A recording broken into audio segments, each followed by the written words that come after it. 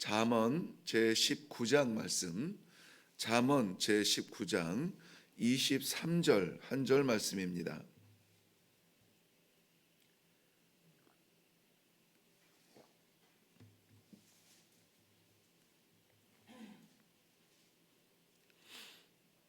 (23절) 우리 다 같이 한 목소리로 합독하도록 하겠습니다. 시작. 여호와를 경외하는 것은 사람으로 생명에 이르게 하는 것이라. 경외하는 자는 족하게 지내고 재앙을 당하지 아니하느니라. 아멘. 경외하는 자, 성도를 이야기합니다. 우리가 하나님을 경외하면 우리는 성도요, 우리가 하나님을 경외하지 아니하면 성도라 말할 수 없습니다. 경외한다는 말은 인정한다라는 말이고 주목한다라는 말입니다. 그리고 드린다는 말을 의미합니다. 우리가 살아가면서 무엇을 인정하고 무엇을 의존하며 무엇을 바라보고 무엇을 위해서 우리의 시간과 건강을 드리는가, 그 대상이 여호와여야 한다는 것입니다. 오늘 여호와를 경외하는 그러한 삶을 살 때에 이 하루가 우리에게는 참으로 복된 하루가 될 것이고, 무엇을 얻든지 잃든지는 상관이 없습니다. 우리 영혼이 복된 삶을 살 것이고, 우리가 여호와를 주목하지 아니하는, 여호와를 향하여서 달려가지 아니하는 그 삶은 우리에게 복된 삶이라, 무엇을 얻든지 무엇을 잃든지 복된 삶이라 말할 수 없을 것입니다. 저는 때로는 이런 생각을 합니다. 마치 이 말씀을 묵상하면서 이 말씀의 감동을 나눌 때에 우리 성도들에게 성직자의 수준을 요청하는 듯한 그러한 느낌이 들 때가 있습니다. 그런데 이것이 과하냐? 아니, 절대 과하지 않다는 것입니다. 성직자와 성도는 구별되지 않습니다. 성직자가 성도가 되지 아니하는 성직자는 허울만 좋을 뿐입니다. 성직자처럼 살지 않는 성도는 그저 그림자밖에 지나지 않습니다. 그러므로 성직자와 성도는 하나가 되어서 삶의 길이 같고 방향이 같다는 것입니다. 그렇기 때문에 오늘 우리가 살아갈 때에도 그저 거룩한 삶은 목회자들이나 사는 거고 우리는 인생을 살 뿐이야, 이런 나약한 생각하지 말고, 하나님께서 우리에게 정말 이 마지막 시대에 믿음의 사람으로 세워주시고 마지막 시대에 왕같은 제사장으로 불러주시기에 후회함이 없는 그러한 거룩한 삶을 살기를 바랍니다. 그 척도가 무엇이냐? 우리의 삶의 초점이, 우리의 삶의 중심이 여호와께 있다는 것입니다. 제가 여호와께 내 삶을 드리고 시간을 다해서 말씀을 묵상하고 기도 가운데 어떻게 하면 성도들의 그 영성, 성도들이 하나님을 바라보는데 도움을 줄 것인가, 어떻게 하면 다음 세대 이 한국교회의 강단을 책임지는 그러한 우리 하구들에게 실력이 아니라 기능이 아니라 그 중심이 하나님 앞에 무너지고 그 중심을 붙드시는 하나님을 의존하도록 그 길을 동역자의 입장에서 나눌 것인가, 이러한 고민으로 사는 이것이 여호와를 경외하는 방편이라면은 우리 성도님들도 다르지 않다는 것입니다. 오늘 우리의 삶의 모든 현장에서 하나님의 사람으로 살아가기를 바랍니다. 저는 오늘 말씀의 제목을 경외하는 자 이렇게 정했는데, 이것은 경외하는 자는 모든 성도들을 향하여서 이름하는 것입니다. 오늘 잠언 19장, 이 잠언이 계속되면서 어떻게 보면은 윤리적인 그런 삶의 어떤 그 바른 생활을 안내하는 것 같아 그 말이 그 말 같고 계속 그렇습니다. 또 비슷한 얘기가 중복되어서 나옵니다.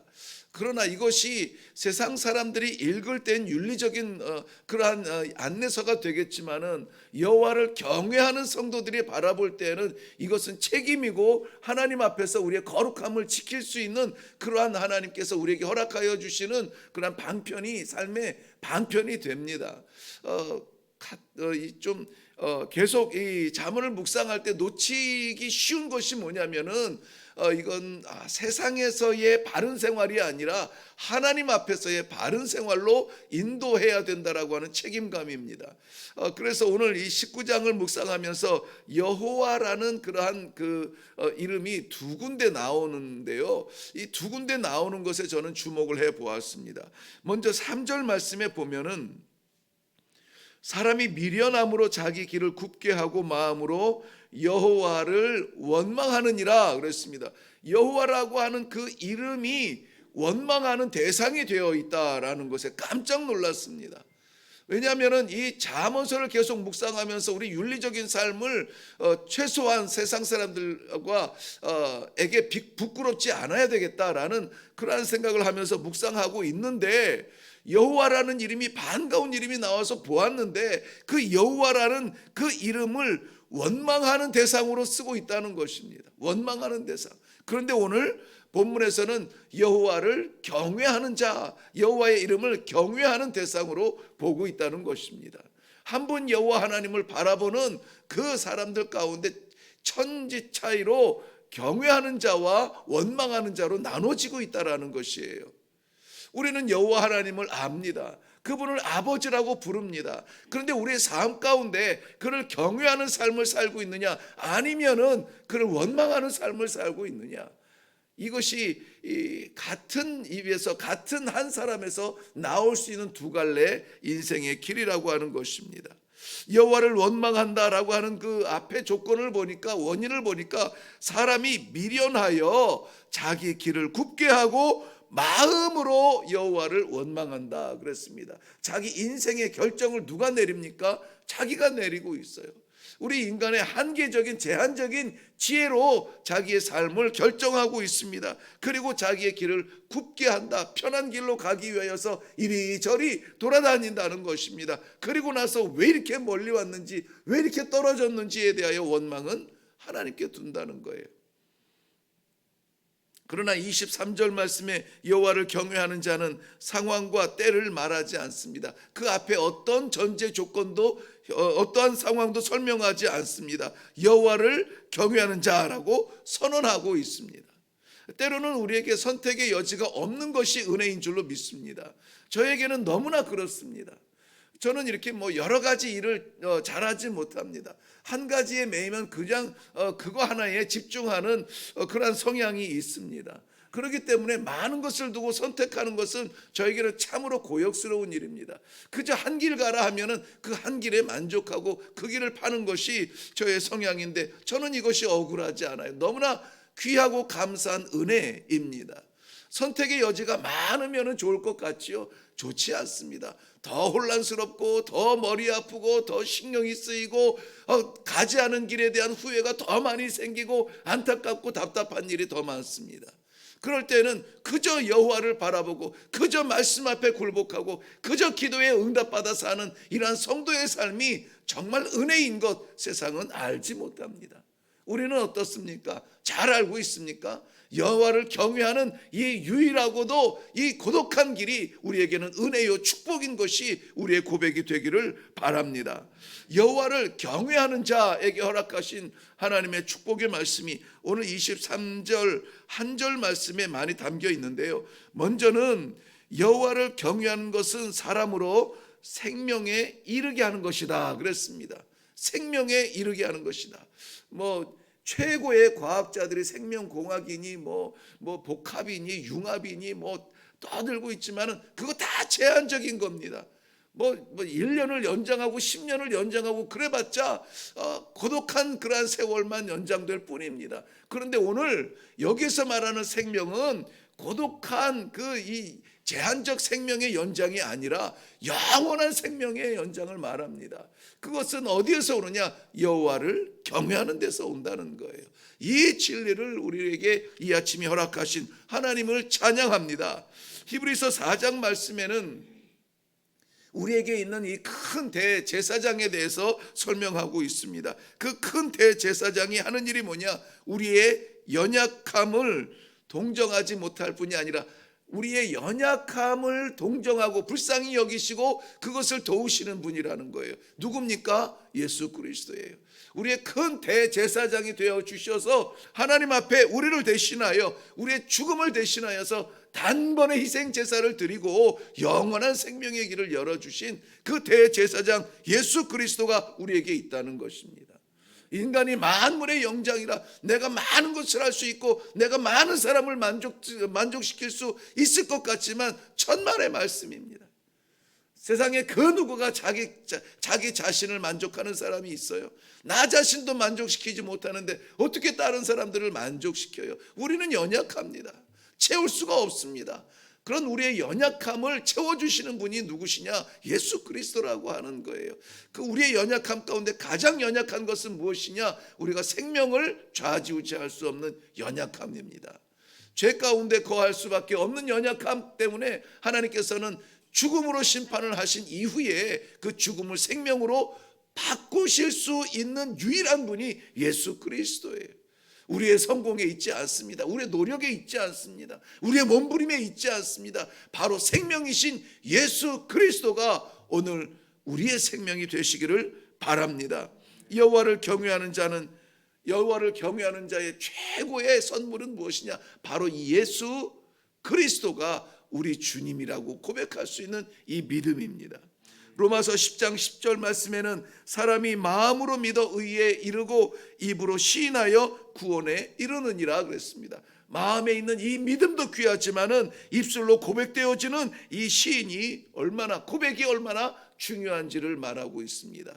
오늘 우리가 생명을 얻은 사람 감격하여서 이 생명을 자랑할 수 있기를 바랍니다. 호흡을 할지라도 그저 헉헉대는 그저 겨우겨우 쉬는 그런 호흡이 아니라 하나님께서 주시는 생명호흡이라 여기시고 마음껏 들이키시고 마음껏 내뱉으시고 그 생명을 나눌 수 있는 복된 하루가 되기를 바랍니다. 오늘 이 고백으로 인하여서 생명의 길이 활짝 열려 그 길을 달려가는 성도의 삶이 되기를 바랍니다. 요한일서 5장 12절 말씀에는 바로 이 예수 그리스도 아들이 있는 자에게는 생명이 있다라고 말씀해 주고 있습니다. 아들이 있는 자에게는 생명이 있다. 여호와를 경외하는 자는 사람이 생명을 얻는다고 했습니다. 그런데 그 생명은 어디에서 오느냐? 아들 예수 그리스도가 있는 자에게는 생명이 있다. 바로 뒤이어서 이 비교해서 말씀하시는 것이 뭐냐면 하나님의 아들이 없는 자에게는 생명이 없다 그랬습니다. 그러니까 생명의 기준은 하나밖에 없어요. 예수가 있느냐 예수가 없느냐예요. 우리의 신앙생활도 다르지 않습니다. 신앙생활의 연한이 얼마나 됐는지 신앙생활의 직분이 무엇인지가 중요하지 않습니다. 거기에 예수가 있느냐 예수가 없느냐 이거예요. 예수가 중심이냐 내가 중심이냐.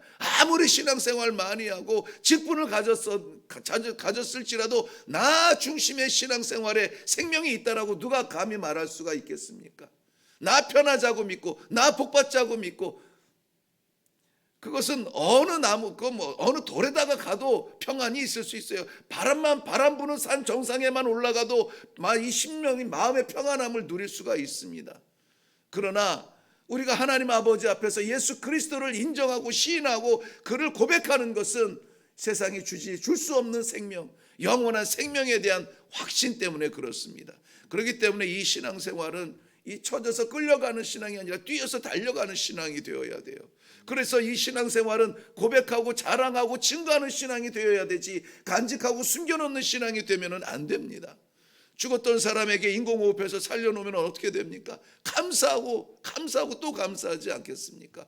오늘 이 생명 주신 하나님께 우리 감사하며 살아가는 복된 하루가 되기를 바랍니다. 또한 여호와를 경외하는 자는 족하게 지낸다라고 말씀하고 있어요. 족하게 지낸다. 족한다라는 말은 만족한다는 말인데 이것은 채워진다는 말입니다. 채워진다는 말에 우리가 좀 의미를 둘 필요가 있습니다. 무엇에 대한 궁핍이 우리에게 있는지 우리 너무나 잘 아는 시편 23편 말씀에는 여호와는 나의 목자시니 내게 부족함이 없으리로다 그랬습니다. 부족함이 없으리로다. 과연 다윗이 부족함이 없는 삶을 살았는지, 과연 이 시편을 기록한 그 시인들의 삶이 전혀 부족함이 없었는지 그렇게 말하기는 어렵습니다. 오늘도 우리는 여호와는 나의 목자시니 내게 부족함이 없으리로다 말하면서 감동받을 수는 있습니다. 그런데 사방을 둘러보면 부족함 천지예요. 무엇이 부족한 것인지, 무엇을 채워야 할 것인지에 대한 지혜가 필요할 줄로 믿습니다. 시편 34편 9절 이후에 보면 너희 성도들아 여호와를 경외하라.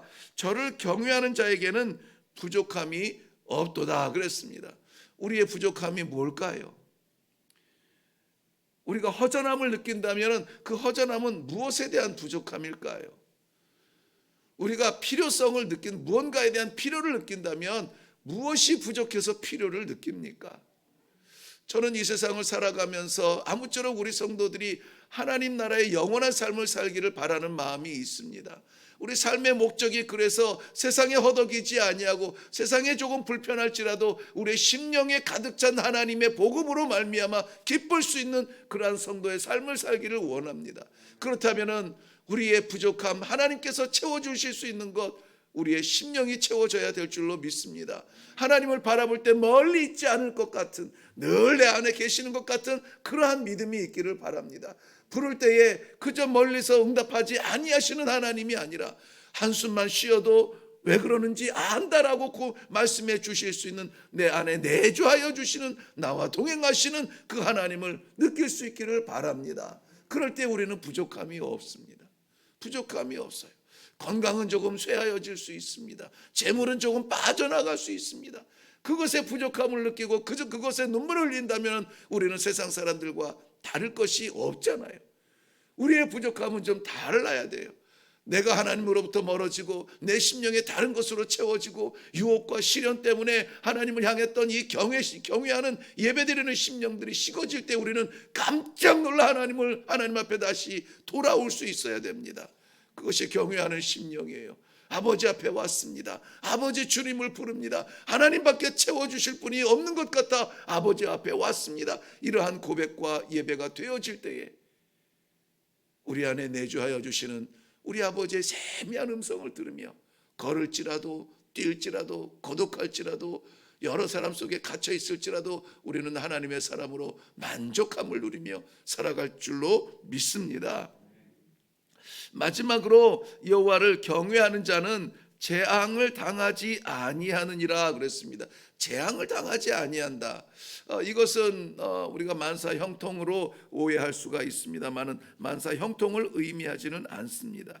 형통이라는 개념이 이 세상 사람들의 개념에는 만나지 않고 지나가는 그러한 좀 소극적인 그러한 승리로 생각할 수 있겠지만은 하나님의 사람들은 어떠한 일을 만날지라도 그것이 시련이 되든지 어려움이 되든지 그것을 이긴다라는 개념이에요. 이긴다라는 개념입니다. 그리고 여기에서 말하는 이 재앙은 악으로 그렇게 원문에는 해석이 되어져 있는데요. 악, 즉 죄악을 말하고 있습니다. 하나님을 경외하는 자는 죄악이 가까이 하지 못한다는 거예요. 악을 하나님께서 막아주신다는 것입니다. 재앙하면은 우리는 이 세상의 어떤 불편함을 생각하는데 이 본문에서 말하는 하나님을 경외하는 자를 지키시는 하나님은 죄악으로부터 사탄으로부터 우리를 지켜주신다는 것입니다. 고린도전서 15장 55절 이후에는 사망아 너의 이기는 것이 어디 있느냐, 너의 쏘는 것이 어디 있느냐 담대하게 말할 수 있는 것은 무엇입니까? 우리가 하나님의 사람들이기 때문에 그래요. 우리 안에 있는 생명을 확실히 믿는 믿음 때문에 사망아 네가 어디에 있느냐. 모든 사람은 다 죽습니다. 사망아 네가 어디에 있느냐라고 해도 우리 육신은 죽습니다. 여기서 말하는 이 사망은 육신의 사망을 말하는 것이 아니라 죄악으로 말미암아 하나님과 단절된 영혼의 사망을 말합니다. 그런데 예수 믿는 사람들, 우리 하나님을 경외하는 사람들은 이 사망을 체험하지 않아요. 사망아 네가 아무리 이를 갈고 달려들지라도 우리는 하나님을 바라보고 하나님 앞에 나아가는 성도의 삶을 살 것이다, 포기하지 않을 것이다 선언하는 말씀이라는 것입니다. 베드로전서 5장 8절에는 이 마지막 시대의 대적마귀가 우는 사자같이 두루 다니며 삼킬 자를 찾는다고 했습니다. 지금 이 순간도 우리의 곁에서 우리에게 침노하려고 이를 드러내며 우리의 빈틈을 찾아내는 자가 이 사탄일 수가 있습니다. 그럼에도 불구하고 여호와를 경외하는 자는 재앙이 가까이 하지 못하느니라. 하나님께서 지켜주시느니라. 성령께서 막아주시느니라. 이런 확실한 믿음으로 이 아침에 감사의 기도를 드릴 수 있기를 바랍니다. 무엇을 의지하며 무엇을 붙들고 살아갈 겁니까? 오늘도 무엇을 위하여 애쓸 겁니까? 여호와를 경외하는 일에 우리 집중하여서 여호와를 경외하는 일에 최선을 다하여서 우리 하나님께서 오늘 말씀하여 주시는 대로 생명에 대한 확신을 가지고 이 생명으로 우리의 연약, 우리의 부족함이 채워지는 것을 반드시 믿으시고, 그리고 어떤 어려움 속에서도 우리를 지켜주시고 이기게 하시는 하나님의 도우심을 확신한 가운데 감사하며 찬송하며 승리의 발걸음으로 내려갈 수 있기를 바랍니다. 기도하겠습니다. 살아계신 아버지, 은혜를 감사합니다. 이 세상에 77억의 인구가 호흡하지만 그러나 저희들에게 특별한 은혜를 허락하여 주시어서 여호와를 경외하는 심령으로 찬송하는 일에 우리의 첫 호흡을 사용하게 하시니 감사합니다. 이 시간에 기도할 때에 오늘 하루에 다짐 있게 하시고 여호와를 경외하는 삶으로 살아가도록 결단하게 하시고 우리를 떠나지 아니하시며 내주하여 주시는 우리 하나님께서 예비하신 모든 만복을 누리는 귀한 하루가 되도록 축복하여 주시옵소서. 감사드리옵고 예수님 이름으로 기도하옵나이다. 아멘. 분명히 하나님께서는 오늘 여호와를 경외하는 자를 찾으십니다. 하나님께서 우리가 기도할 때에 우리 마음에 확신을 주실 줄로 믿습니다. 떠나지 않을게요. 외면하지 않을게요. 주님 중심으로 살아갈게요. 우리의 삶은 아버지의 것입니다. 고백할 때 우리 하나님께서 기뻐하시며 예비하신 만복, 특별히 생명의 복, 특별히 부족함이 없이 채워주시는 복, 특별히 악한 것으로부터 지켜주시는 복이 오늘 우리 삶 가운데 풍성하게 될 줄로 믿습니다. 우리 다 같이 기도하겠습니다.